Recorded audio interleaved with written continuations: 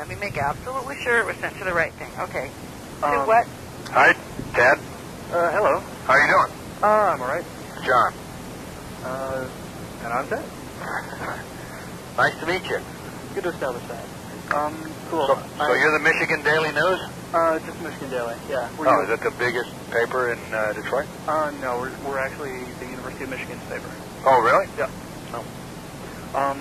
I know you're gonna... Tell all the university girls to come on down and see me. Okay. The smart ones. Big brown eyes. Okay, we know your preferences. Anything like Sody Pop, should we run a picture and say... Yeah. Run a contest. Sody Pop lookalike contest. That would be fun. Win a date with a genius. Want to talk about comic book? Sure. Okay. Anything you want. How did comic book come about? Can you hang on a second? I'm just going to close the doors here.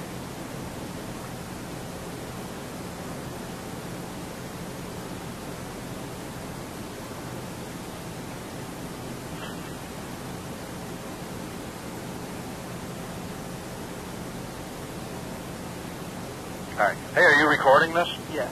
Oh, okay, cool. How did comic book come about? That's a good question. God, it was so long ago. Mort Todd, a guy at Marvel, comic book artist and writer and editor, called me up.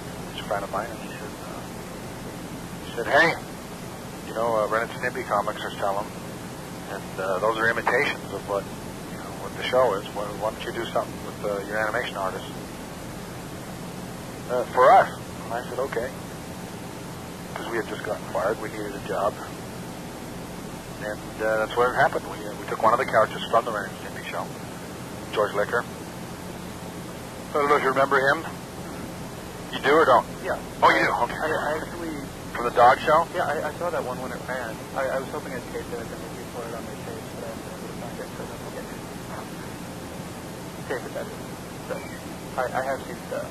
I wasn't sure if it was a dream or not, since people keep telling me it never ran. Well, Man's Best Friend never ran, but Dog Show did. Okay. The one where he takes him to the dog show and he wins himself? Yeah. Yeah, that one they run all the time. With a new clone or something? Yeah. Uh-huh. Wait, they still run it? Yeah, they run that one. They, kind of cut stuff out of it. I thought... Change things. I thought Nickelodeon didn't have rights to George Licker anymore. Well, no, they have the rights to the cartoons we produce for them because they paid for them. Okay. But they never really liked the character because they were a bunch of left-wing, ex-hippie, drugged-out hippie ladies that went corporate. So they don't like Republicans. They don't like men, actually, is what that comes down to. George Licker represents all that's, good and bad in men. Well, you're Canadian, aren't you? How Uh-huh. can you be a Republican? What? How can you be a Republican if you're Canadian? Oh, I'm not anything. Oh, okay. I'm apolitical, if there's any such thing as that. I've got my own theories about what all the laws should be. And one day when I'm king of America, I'll do that. I'll change everything. Okay. I'll say more university girls for all cartoonists.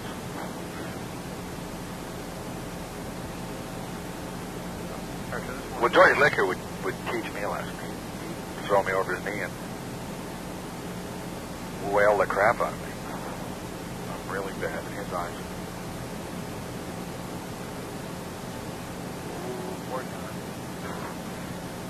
George Licker's kind of like my dad. A lot of my dad. A lot of everybody's dad, probably. How dads love you, but at the same time they gotta teach you discipline and stuff. I'll raise you right. I'll raise you hard. I'm gonna love you, son, but I'm gonna love you hard. There ain't gonna be no kind of pansy love either. You'll know you've been loved when I get through loving you. Little bastard. My dad was from the I love you, but I'm working your mom was going away kind of dad. Oh, really? Yeah. Oh. Yeah, geez. That's not too good. That's probably better than disciplinarian. Well, my dad never wore a shirt. Was he really hairy?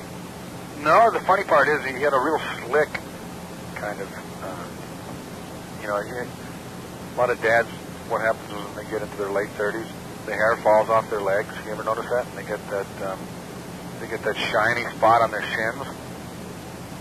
kind of flaky and stuff? I was just saying that close. That's what happens, believe me. Wait, it'll happen to you. How old are you now? I'm 21. Oh, well, you got a ways to go, but wait about 15 years and all the hair on your legs are going to fall off. I have some scars on my shin, so you do? Yeah. How'd you get those? I used to fall down on the beach all the time and onto large sharp rocks. And they cut up my shin. So you did it a lot? You never learned your lesson? I did it like 3 times, you know. You don't learn. Yeah, I guess not. That's why you need your dad to teach you a lesson. And you know, I like it from my mom until it's too late to get stitches, so I have to learn. Well, why don't you run a picture of them in the, so we didn't have any picture of middle-aged men's shins, but here's mine. It's the closest we could find. This is kind of what it looks like. I can alter it. I'm proficient enough with Photoshop that I can probably do that. Give myself a cut. Or actually just take all the hair out. I could shave. It's like... Yeah. It's not the same as the way nature does it, though. You gotta get the flakes. I could scratch it out so it came off. That probably would be good. My girlfriend probably wouldn't like it. At least not yet. Is there, at the end of your article in the most recent animation, it says that the goddamn George Liquor program is in development? It was in development. What happened? Now it's in development for a feature, so it switched in midstream. Is the Ripping Friend still... What? Is the Ripping Friend still in development? No, Ripping Friends is kind of on a back burner. We want to do another feature first because Ripping Friends is just too manly to attempt as your first feature. We have to do a lot of working out first. What's Funko's like general plan of doing what right now? Well, we started a toy company, and we also, you know the weird thing about Hollywood? Hollywood doesn't want to entertain people; they just want to take their money. So we keep running into this problem here. Every time we develop something with somebody, they want to ruin it. They want to change it into something that it isn't. We're sitting around scratching our heads going, what are we going to do? How do we get, our stuff just the way people like to see it on the screen? So one way is you try to get the characters popularized in other mediums. That's why we have the comic book. That's why we started a toy company. We're doing weird toys. We have these talking butt line of toys. Pull a string out of their butt. Pull a string out of George Liquor, talking man. Pull a string out of his butt and he says, "What are you doing back there? Look me in the eye when you do that." And we figure if Hollywood people see your stuff in all other mediums, we see the characters all over the place, then they go, "Oh, we should make a movie out of that." Which is backwards thinking, but that's the way Hollywood is. It's backwards. It's kind of crazy. Right. So that's what we did. That's what we've been doing. And in fact, now Fox wants to start a toy company with us. So and then they want to make a movie to advertise the toys, to sell more toys. Very odd. Yep. So is the only picture cartoon thing right now the George Liquor feature?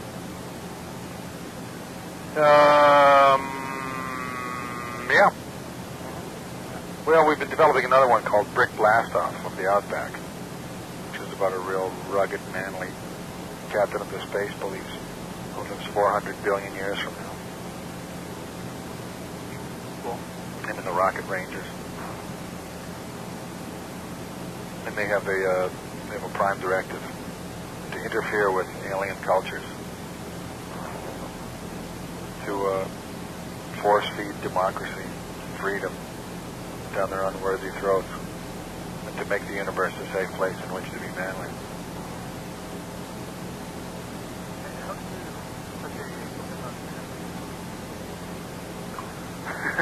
Because there isn't any in cartoons. Because cartoons are wimpy. Have you noticed that? They're all about little cute things with big eyes and eyelashes, and they're all like fuzzy and stuff like that. And I don't know. I just think we need more testosterone in cartoons. Hmm? Duckman has testosterone in it?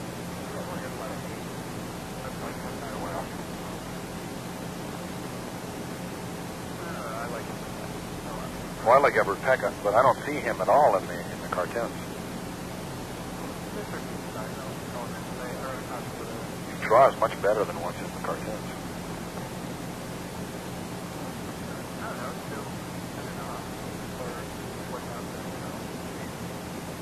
Yeah. Well, I'm no expert on it. I've seen a few minutes of it. They just talk a little too much for me. Well, I like it if it's clever, but not if it's the same verbal humor that's in every single show on television. Yeah, I guess more Tiny Toons. What do you think the state of cartoons is today? It's terrible, but it's a little less terrible than it was 10 years ago. I mean, they're all formalized. All cartoon characters do now is talk. They all make references to other shows and other movies. And they all explain every joke that they do instead of doing a joke that's actually funny on its own. The writers don't seem to trust the material. Which they shouldn't, because they don't write funny jokes. But instead of just telling you the joke, they say, wasn't that a funny joke at the end of it? It drives me insane. Don't tell me that it's funny, just prove to me that it's funny. Imagine if comedians got up and, they pitch, they're gagging and they say, you get it? You get it? You didn't get it? You're not laughing. All right. Well, the reason you should be laughing is this. They actually do that in cartoons all the time now. They're even doing it in live action shows and in movies. It's kind of maddening. They all mention live action has-beens all the time. Who's having a romance with who? It's like, who cares? Just be entertaining. Just be fun.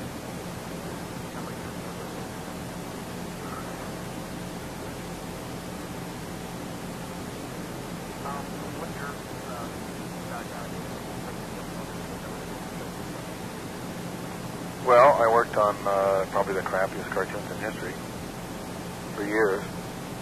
Like Laverne and Shirley in the Army. That was a good one. The Smurfs.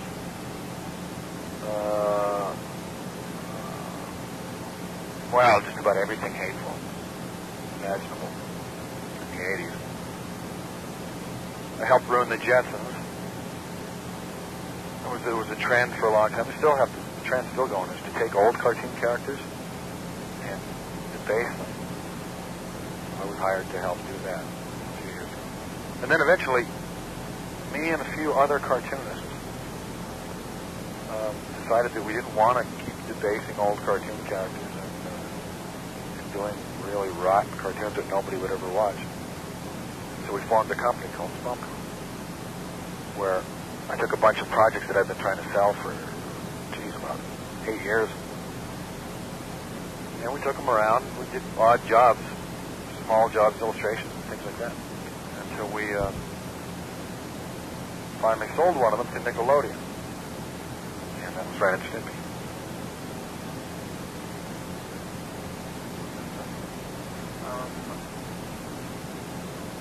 Did you have to have a favorite Smurf since you worked on it? I despise them all equally. They're all the same.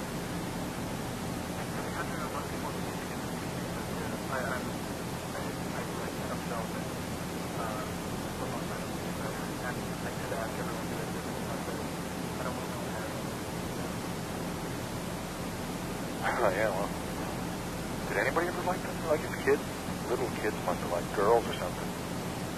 That was awful. I was really depressed when I was working on it because drank too much. Yeah, well, I guess so, because it was such a depressing atmosphere to work. You know, most animators are really oppressed.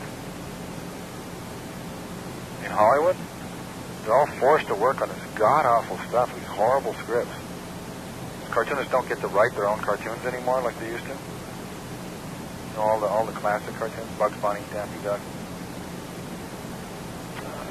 Snow White, Bambi, Pinocchio. They were all written by cartoonists. There was never any scripts. They were all written on storyboards by people who actually could draw. I think visually. In the last 20 years or so, since about the mid-60s, when Saturday morning cartoons were invented, all of a sudden there was this need to produce hundreds of cartoons a year, which was more than the whole history of animation had produced. All of a sudden they had to get writers anywhere they could. From off the streets, they were taking people that a week ago were driving a truck in Hanna-Barbera. Or door-to-door radio salesman.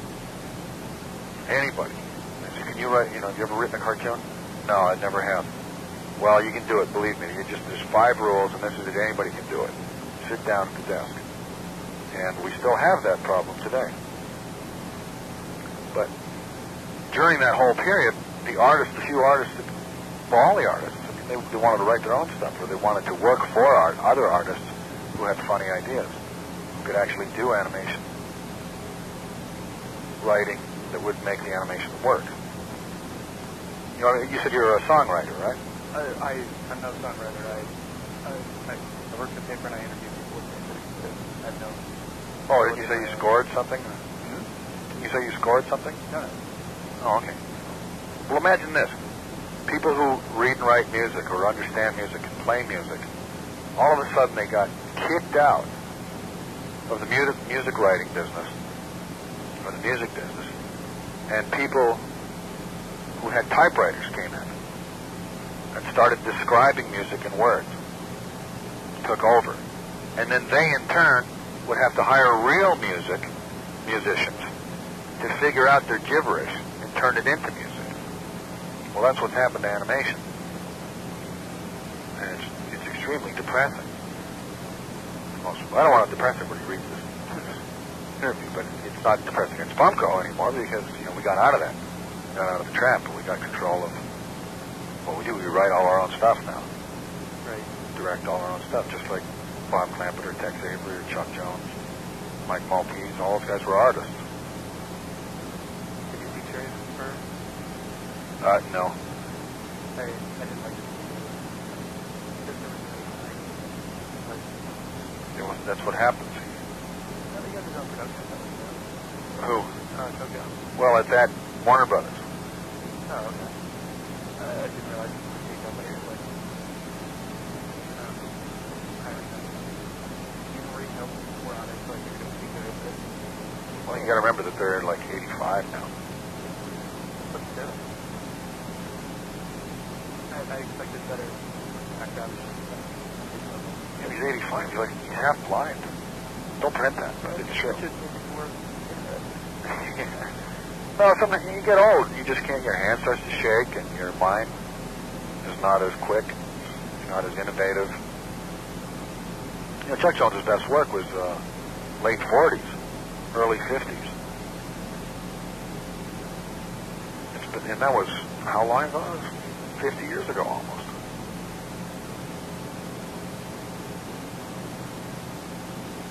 What they should do is hire some young cartoonists. Give them a break. Let them make cartoons the way Chuck Jones made them. Instead of dredging up old cartoon characters that nobody can make a Roadrunner cartoon today or a Bugs Bunny cartoon that's going to come anywhere near close to the old ones. There was a whole mindset. It's like trying to imitate, or be able to imitate Count Basie today or somebody. Forget it. Can you imitate Elvis? Well, sort of. But it's not the same thing. Find a new star. You don't trust cartoonists in Hollywood.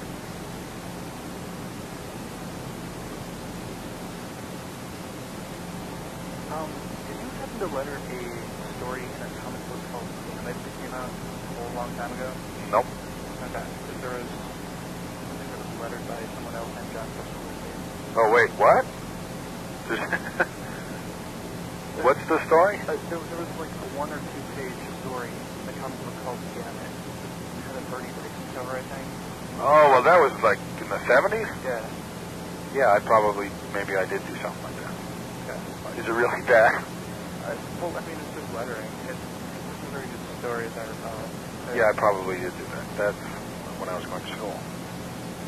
I found that a while ago. I don't have it at my apartment here, but I always wondered if it was actually. Yeah, that was me, all right. I think there's only one person with that exact name. All those others were close. Not too many.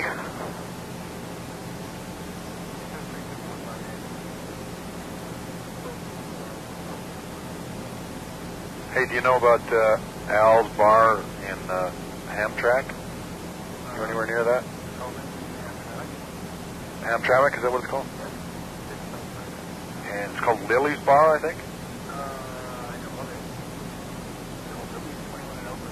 it. Yeah, well, you should get everybody to go there. I'm going to be there one night. I'm not really sure which night it is, but I guess if people call there.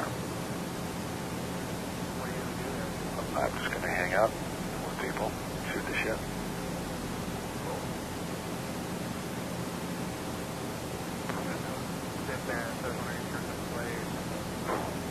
Oh, that would be embarrassing if I did. Also going to be doing some comic book store signing. Do you know about that? Yeah. Oh, okay. So somebody's giving you all the information. Well, that's how I found out about it. We have a Dave's in Ann Arbor, and there's a Dave's in Amarillo, the one that you're going to be at. Oh, okay. So I found out through that he was going to be here. And it started me off on a journey to get an interview. Now we're done. And you're supposed to be in a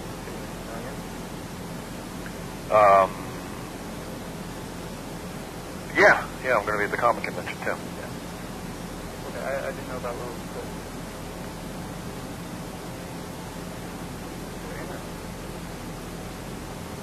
We're just going to party the whole time. have you been doing one of the touring? No, actually, I don't do it very much at all. But,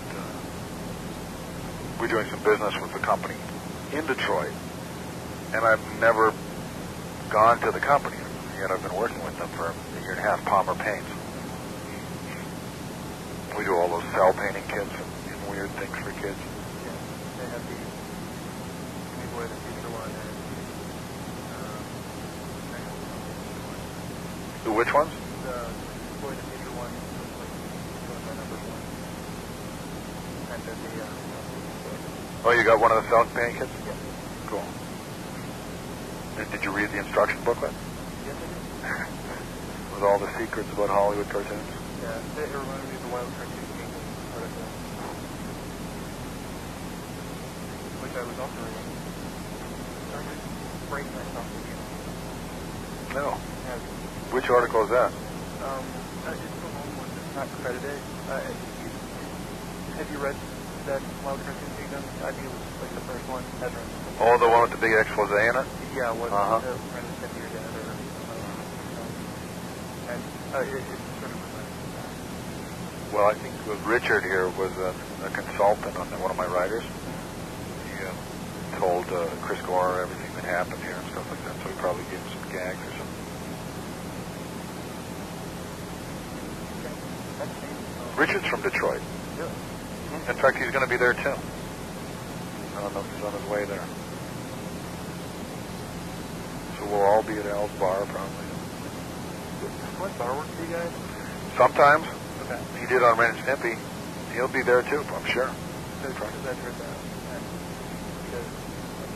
He's great. That bar is fantastic. One of my favorite artists. Oh, I don't have any really questions. Do you have anything we should do? Yeah. Well, who's the audience for your newspaper? Very few of them. Faculty. Yeah. Is it a big university? Yeah, we have readership of like around 40 or 50,000. Should I say something that will piss off the faculty? Whatever. Here's my advice if you want to be successful. Skip school. And instead of school. Well, draw flip books on the sides of your history textbooks. Become a cartoonist and go to Hollywood. And become famous.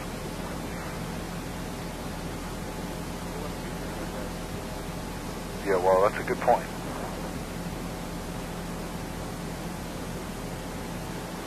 Well, Did you want to ask anything about Ren and Stimpy or anything? Not really. I mean, it's pretty hashed that. To hell with them. Rather focus on stuff that people don't know about. Well, are you gonna like put your own point of view in about the comic and stuff like that? I try not to in interviews. I try and keep myself out of it as much as possible. Well, then let me tell you some highlights about the comics that are coming up. We have a story called Nutty the Friendly Dump coming up. And I'll tell the story to anybody who wants to hear it. They come and meet me. We also have another story called Weekend Pussy Hunt, which is my favorite one. It's a story about a dog and a cat. It's a film noir story about a dog chasing a cat. And the horror, the terrible things that the cat goes through. It's really gripping. Will those be under comic book or will they be titled? No, it's part of comic book. It's starts Jimmy's Pussy and Dirty Dog.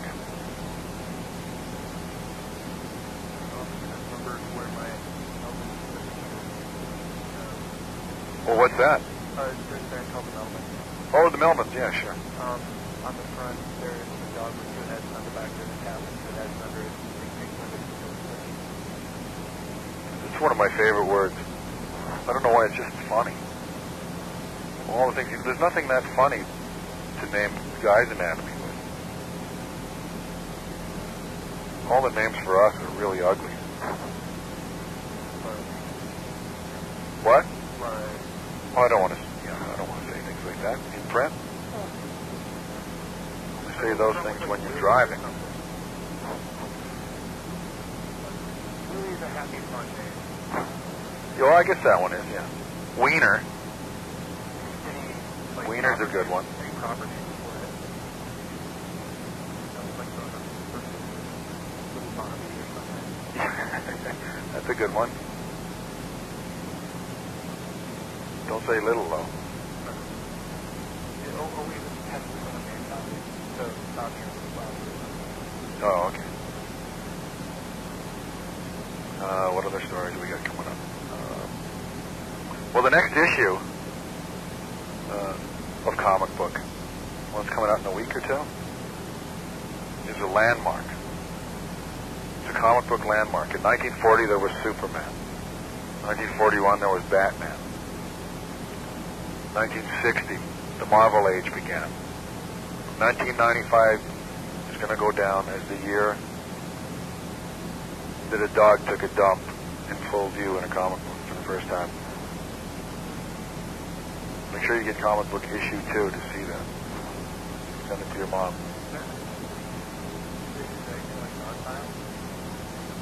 What's that?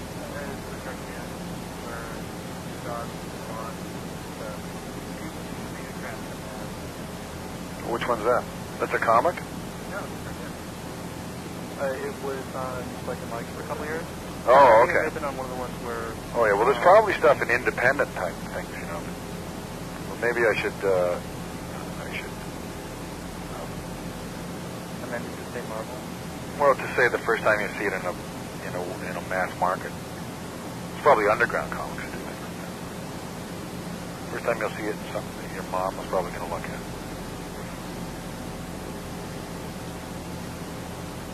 It's cute, though.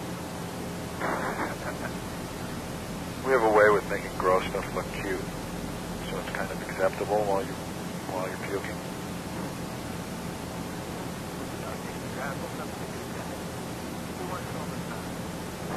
Well, wait till you see what the cat does with it.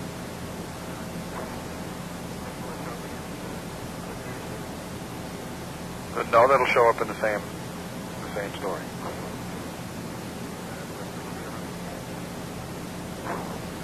Well, the cat and dog keep showing up. I mean, it's the same cat and dog that show up in that star in Weekend Pussy Hunt.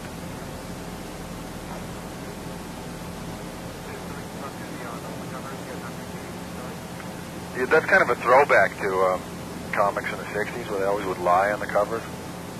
They'd have something going on, especially the DC comics. They were real liars. They would show some horrible thing happening to Superman that could never happen. Then you get inside and find out it's complete. It has nothing to do with the story. But we didn't do that on purpose. What happened was we wanted to put Sodi in the first couple issues. And then when we started trying to draw the comics, none of us could draw girls well enough. So then we hired models and we practiced and we got a little bit better. And little by little you're going to see her. It won't be in the first few issues. Not yet, but there will be. Girls, sexy girls are really hard to draw. To practice on. We've been frustrated for years because you weren't allowed to draw them in cartoons. In Ren and Stimpy, we were dying to draw babes in Ren and Stimpy. But the old hippie ladies at Nickelodeon thought that was demeaning to women to show them to be appealing. So we could never do it. We had to always draw them fat. So as soon as we got our own stuff, we said, well, let's do this. Then we found out we weren't too good at it. So, it takes practice. We'll get good at it, though, and then you'll thank us for it. Yeah, it's research. Oh, by the way, we're going to have a web page up soon. I guess everybody's on, going to call us, so everybody's on the web. Spomko's World of Cartoons. I can give you our address right now if people want to email us. It's Spomko Inc., which is SPUMCOINC, AOL.com.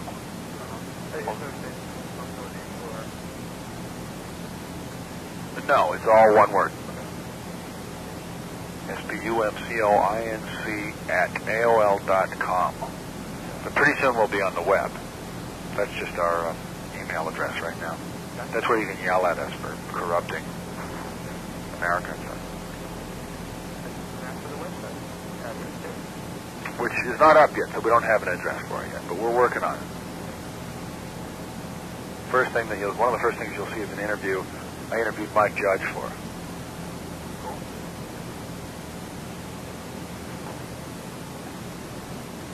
Oh, okay. I've been told you have to pack or something. So when are you going to have this printed? It's going to be in Friday's paper. So I have to Which day? Friday. Oh, great. So everybody will know that. Yeah, I'm going to heading up there. Transcribe it and write it tonight. Okay. Tell stalkers exactly where it'll be. Okay. Okay, thanks a lot, Ted. Thanks. I'll see you at one or more of the things when you're in town. Good to talk to you. Cool. Bye. Thanks.